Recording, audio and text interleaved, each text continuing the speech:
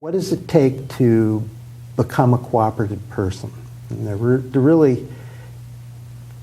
let's look at the big picture of that. There's something called game theory, which psychologists have been playing and economists for 20 years or so, and now we've got computers. It's really easy to play multiple iterations of these sort of games that help us tease out people's behaviors. So one of them is called Prisoner's Dilemma, and essentially it's a variation of a theme where you bring two strangers together and you see whether they will choose to cooperate with each other and get less of an economic return, or gamble that they can beat each other and get more of a return for themselves. So it's a test of cooperation or exploitation, essentially. And it turns out that when you run this game in a large network of people where there's feedback and reputation, and you start to learn about the other participants in the network, and it's not just anonymous things. And the network's like a community. In that community, you start to know which business people or organizations are reliable and which are not so reliable. And in the beginning, the exploiters win because they take advantage of people. But over time, as in your communities, as you learn who are reliable and who are cooperatives and who are exploiters, you get to find the cooperators and cooperate with them and avoid the exploiters, and the cooperators win. And I think that's a lovely model for how we transition to a better society. Right. Is getting to that. So, okay, so that then asks the question of how do we get more cooperators, and what's the psychology? What's behind that? And I think it comes down to a couple of skills that we don't practice so much. And the first one of those is empathy. Okay, how do we get more empathy? And what is empathy? Empathy means that we can feel what other people are feeling. And you know that old American Indian saying about walking 10 miles in the other person's moccasins before you make a decision that affects them. So, where does empathy come from? Well, it comes from good listening skills. It comes from communication skills. And it turns out that the way humans communicate an emotion is by a bunch of sort of micro movements, mostly in the face, but also in general body language, that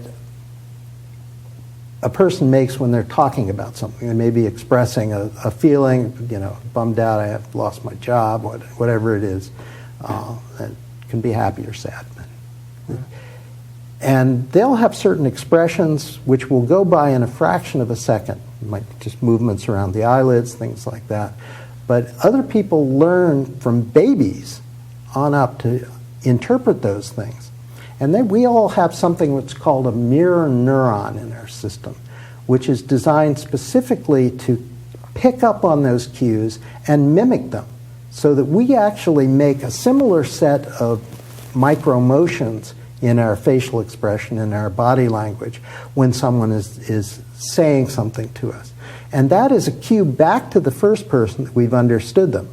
Because if it isn't congruent with what they're saying, they'll say, well, no, that's not exactly where I'm at. Right. But it enables us to use this very subtle system of communication to have an empathetic response to other people and actually to understand where they're coming from. And when someone feels understood, they feel a higher level of trust. You build trust in that community, in that co-op board, in that management group, whatever it is. And that's one of the things that makes a co-op different than a regular business organization, is that level of empathy and trust in the other members. It's kind of like a rock climbing team. Everybody's connected to the same rope and everybody's dependent on everybody else doing their role. Right. And their consequences if you don't. So building empathy, I think, is one of the key steps that precedes having successful cooperators.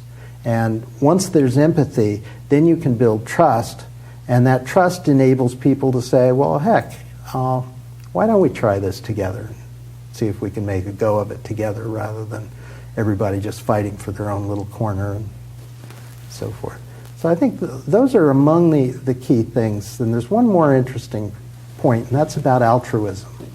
And altruism is doing something at some sacrifice or some cost to yourself that benefits other people or benefits the group or the cooperative. And it used to be believed by sociologists that altruism was something that developed when humans first moved into villages and they sort of had to get along together. But now we understand from further research that altruism involves some centers in the prefrontal cortex, which are hardwired. So we are actually hardwired to be altruistic and helpful and cooperative. So despite the stories the myth tells us about we've got to be competitive and mean and so forth, we now all have permission to be helpful and cooperative. So everyone, please consider yourself free to do so from here on out. You brought up an interesting point there, the cooperator.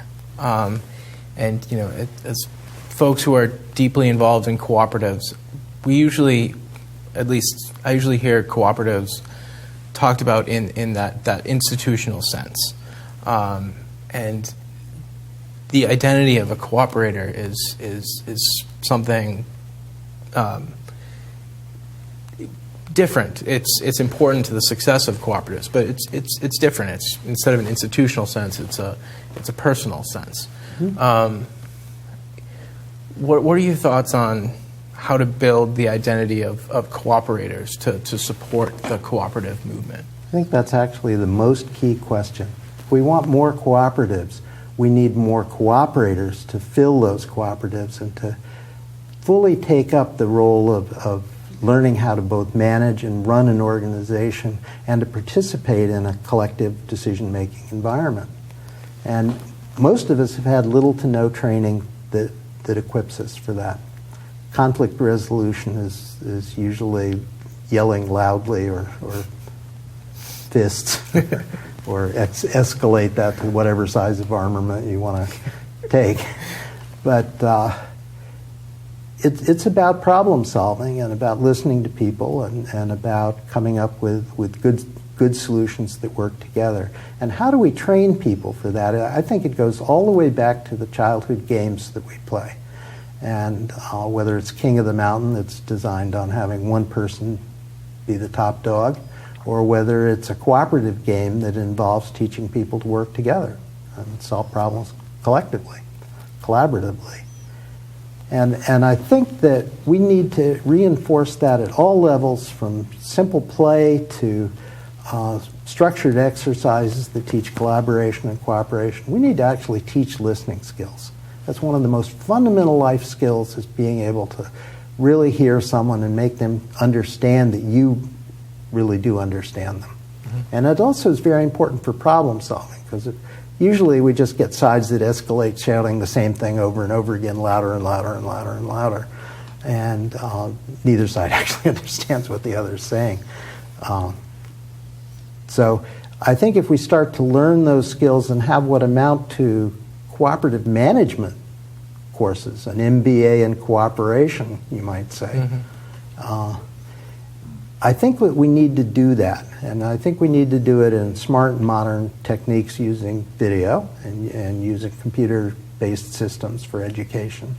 And we need to have institutes and active. I recently was at a conference, and someone was saying that they could only find one college offering courses in cooperation. And I was shocked at that, because I know there are various institutes and training things that are specific to different groups of cooperative organizations. NASCOOP runs a program every November in Ann Arbor. It's great. People come from all over the country for training for that. It's great training. And it's a real pleasure to go to a conference where there are 400 trained cooperators. Boy, does that run smoothly, I'll tell you. It was a real pleasure. It seems like there's two levels to this. There's the sort of people who are kind of the core cooperators, mm-hmm. and things like that you could almost see as like kind of the training the trainer type thing. Yeah. But I think there's also sort of the broader question of, okay, we've got, in that video we watched earlier, 96 million credit union members. Most of those credit union members probably don't actively identify as, I'm a cooperator. That's not part of the core That's right. sense of who they are. And so do you have any thoughts on kind of what cooperatives could do, or what would be effective strategies for engaging the sort of people who are, who are so used to the role, the kind of dominant roles of our Passive society, role. the customer, which has an oppositional role, rather than the consumer co-op member owner, or the employee versus the member, the member owner at a worker co-op. There's these kind of dominant roles, and then there's this sort of, it seems like these different ways of relating that, in order to sort of work or sort of interface most effectively with a cooperative, it requires a different form of identity. And so then, do you have any thoughts on kind of what either how to get there, get from how point A do to that. point B? Yeah, I guess I have a couple. One is to start putting out role models of what a cooperator is, what a person that cooperates. And it has to do with that local resilience. It has to do with the altruism of sacrificing something for the good of others. It has to do with looking out for the collective future rather than just an individual outcome. It has to do, I think, with specific discussion about this. And I think of conversation cafes and sitting down and talking with people that are members of a co-op, and a co-op could initiate this and say, we're going to have a conversation cafe day, and we're going to talk about the role of cooperators in building a new economy, and get people to talk about this and express their values, because that needs to be heard, and to build some understanding and some shared understanding of what the values of the cooperative movement have become, and how those might relate to something you're trying to do, whether it's in a food co-op or an agricultural co-op or whatever. And the third one is, I think, related to specific training for people who are moving into management roles in cooperatives. One of the things that we see in the failure of cooperatives is people that don't learn that management piece but yet are expected to manage. What happens is they tend to back off, and the business manager or the treasurer or some charismatic person ends up taking a leadership role, and instead of having coordinated cooperation where everybody's equal and working together, you have subordinated cooperation where there's some individual or group that's actually running most of it, and the rest of the democracy is not really functioning anymore. So I think we need to train people to come into co-ops and learn how to be good cooperators. And that will provide us kind of the raw material from which to build more cooperatives.